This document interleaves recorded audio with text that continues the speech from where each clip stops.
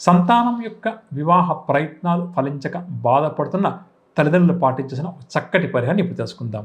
సంతానం యొక్క వివాహ ప్రయత్నాలు చేస్తూ సంతానానికి వివాహం కుదరక ఎవరైతే తల్లిదండ్రులు బాగా కూడా ఇబ్బంది పడతారో అటువంటి తల్లిదండ్రులు వారి యొక్క సంతానానికి మంచి సంబంధం కుదరడం కోసం పాటించాల్సిన ఒక చక్కటి పరిహారాన్ని మనం ఇప్పుడు తెలుసుకునే ప్రయత్నం చేద్దాం. కొన్ని సందర్భాల్లో వివాహ ప్రయత్నాలు ఏళ్ల తరబడి చేస్తున్నప్పటికీ కూడా వారి గ్రహస్థితి అంతా బాగున్నప్పటికీ కూడా యువకులకు వివాహం కాక ఇబ్బంది పడుతుంటారు.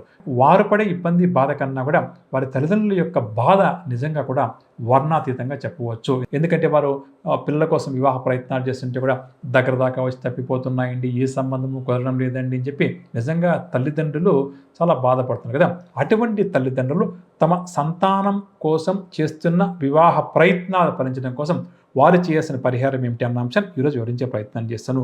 ప్రధానంగా గులాబీ రంగు పుష్పాలను తీసుకుని వచ్చి ప్రతిరోజు కూడా శివపార్వతులకు భక్తిగా శ్రద్ధగా సమర్పించే ప్రయత్నం చేయాలి.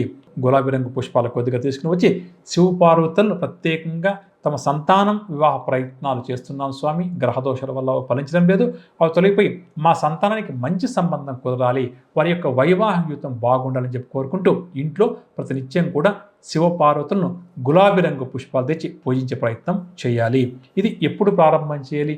ఉన్నంతలో ఒక మంచి సోమవారం రోజు ప్రారంభం చేసి కనీసం 3 మాసాల పాటు ఎటువంటి ఆటంకాలు లేకుండా ఈ పూజ నిర్వహించాలి.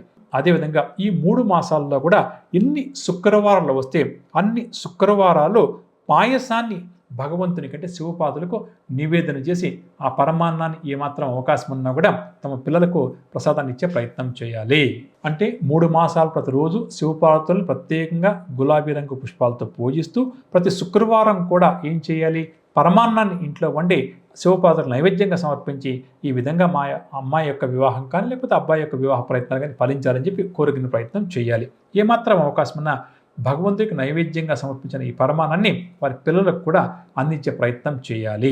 ఈ విధంగా చేస్తే తప్పకుండా కూడా తల్లిదండ్రుల యొక్క జాతకంలో సంతాన స్థానం దోషంగా ఉన్నప్పుడు కూడా ఇటువంటి సమస్యలకు ఎదురవుతాయండి.